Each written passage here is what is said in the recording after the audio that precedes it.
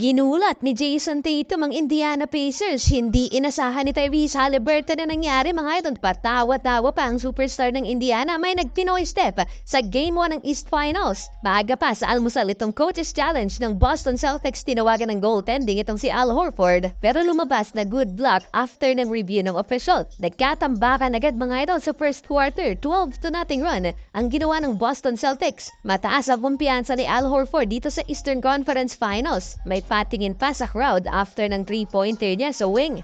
Umabot ng 12 points ang biggest lead ng Boston Celtics sa opening frame led by Jaylen Brown and Jason Tatum combined with 18 points mga idol. Yun nga lang, last 4 minutes nagka-problema ang Celtics, masyadong malalim ang bench nitong Indiana Pacers. At nang ipinasok si TJ McConnell at Obi Toppin off the bench, dito nag-run ang visiting team at naidikit nila ang laban. Ito ang magiging bala ng Indiana Pacers sa kanilang second unit. Obi Toppin in transition, nag-Pinoy step pa mga idol. Dito lamang sa first quarter, nagtala ng 11 points itong si Obi Toppin mga idol. 4 points kay TJ McConnell. That's 15 bench points for Indiana Pacers. Tatlo na lang lamang ng Celtics, 34-31. Second quarter, Al Horford nang bully sa ilalim mga idol. Both ends of the floor naramdaman itong si Al Horford. 37 years old na itong si Horford pero kumakana pa rin. Bumalik sa double digit ang lead ng Boston Celtics sa Pacers. Tahimik si Tyrese Haliburton na iskoran pa ng mas maliit na si Jrue Holiday. Isa sa problema ng Celtics dito sa first half si Miles Turner, hindi umubra ang depensa ni Luke Kornet. Ang big man na to ang nagbuhat for Indiana so far with 18 points, shooting 70%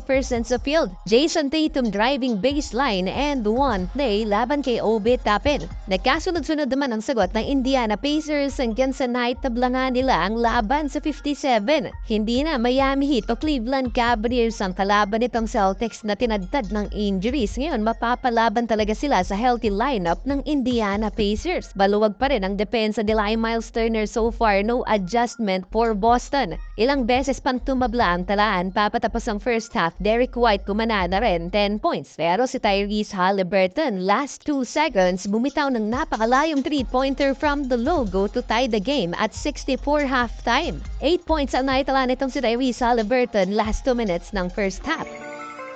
Sa mga naghahanap kay Kristaps Porzingis ayon kay Watch ng ESPN, Game 4 ng series na ito ang nakatakdang pagbabalik ng Celtics bigman. Third quarter, Tyrese Haliburton na libre, drop coverage mga idol si Al Horford at walang help defense si Jaylen Brown sa ilalim. 5-point swing sinayawan ni Tyrese Haliburton si Jaylen Brown, lamang na ang Indiana Pacers ng 5 points.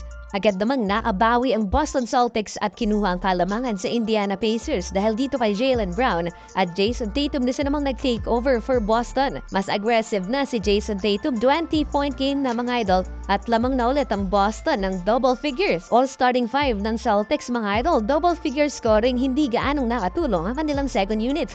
Beast mode na si Jason Tatum mga idol, pa-flex sa Celtics fans, penetrating the defense of Indiana Pacers. Kagaya sa ginawa ng Pacers sa New York Knicks mga idol, full court press ang ginagawa nitong second unit ng visiting team. Baba ulit ang inahabol ng Indiana Pacers, 94-93, end of third quarter, Tyrese Haliburton up and under 3-pointer laban kay Jaylen Brown. 10-man rotation itong Indiana Pacers habang Boston Celtics kumakapit sa 8 nilang players. Kaya hindi gaanong pagod itong Indiana Pacers, balancing ang kanilang minuto. Fourth and final quarter, dikit ang laban, balik sa Indiana Pacers ang kalamangan after ng mid-range jumper na to ni Pascal Siakam. Salitan lang ng kalamangan, Jason Tatum mid-range din laban kay Pascal Siakam at napakagandang galawan ni TJ McConnell, spin cycle, even si Peyton Pritchard. 7-minute mark, unti-unti na namang nahahype ang Celtics fans, 104-101 dahil kay Jrue Holiday at na-deflect na Derek White ang pasa na to kay Obi Toppin. Yun nga lang, kakabahan na naman ng mga fans dahil nag-mini run ang Indiana Pacers. Bumitaw ng 3-pointer si Miles Turner, mid-range ni Pascal Siakam, and in transition, another one for Pascal Siakam, slam dunk, 108-104.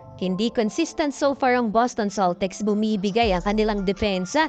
Down the stretch mga idol, Derrick White tiningnan pa ang bench ng Indiana Pacers sa 3-pointer na to. Igutan mga idol, and one play naman for Aaron Nesmith at 3-pointer ni Al Horford, 111-110. Pinasaya lang pala saglit mga idol ang Boston Celtics dahil 4-0 run ang sagot ng Indiana Pacers. Last 1 minute, napakalinis ng pagkakasupalpal ni Tyrese Haliburton kay Derrick White. Last 46 seconds ang walang katakot-takot sa clutch game. Etong si Andrew Nembhard, natirahan si Al Horford mid-range, 117-114. Last 14 seconds, tumira si Jason Tatum mga idol, nagmintes, rebound ni Miles Turner, foul game ang nangyari. Pero hindi pa tapos dahil last 10 seconds, couple of big plays ang ginawa ni Jaylen Brown, forcing turnover for Indiana. At sa inbound pass na to mga idol ni Drew Holiday, naitabla niya ang talaan, 117. Throw to the corner, Brown fakes, fires up the three. Time! Bang call by Mike Breen, nagminti sa Tyrese Haliburton, ni-lockdown ni Jason Tatum overtime. OT mga idol, na ipasok ni Tyrese Haliburton ng 3-pointer na to, 120-117 last 3 minutes. Last 2 minutes, nakalamang Boston Celtics 121-120 dahil sa free throws ni Jason Tatum. Free throws din naman ni Tyrese Haliburton na nagpalamang sa Indiana Pacers 123-121. Last 1 minute, couple of big plays then for Jason Tatum, back-to-back mga idol, and one play yung una at 3-pointer, 127-123. Dahil dito sa 4-point lead nila, wala ng 1 minuto, nakuha pa ng Celtics ang panalo. Parang clutch Kobe Bryant itong si Jason Tatum mga idol.